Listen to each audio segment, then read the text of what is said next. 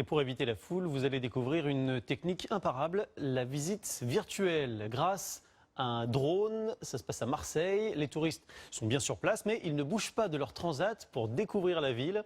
L'effet est tellement saisissant que certains essaient même de prendre des photos. Démonstration avec Pauline Lefrançois et Philippe Fontalba. Voici un masque immersif à mettre sur la tête. Êtes-vous bien installé?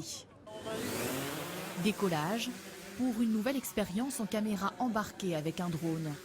Et voilà le vieux port de Marseille, vu du ciel. C'est un dépaysement, ça permet de faire un peu un break, de voir autre chose, autrement en fait. On est embarqué dans le drone comme si on était dedans.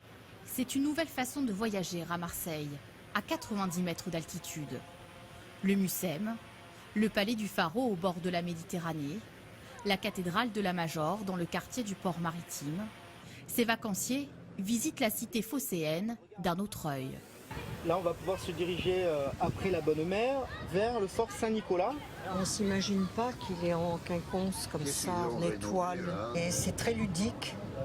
Enfin, c'est beau la technologie actuelle, je trouve. D'être si près justement de cette vie normale qu'on voit tous les jours et que ça vous paraît extraordinaire. On ne peut pas y accéder normalement. Pour 15 € par personne, cette visite en drone attire les touristes depuis cet été, mais aussi les Marseillais. On compte développer ça dans un maximum de villes en France pour permettre aux gens d'avoir vraiment une vue atypique de leur ville, découvrir ou redécouvrir leurs monuments autour de chez eux. Le vol filmé en direct qui dure 20 minutes ne donne pas le vertige.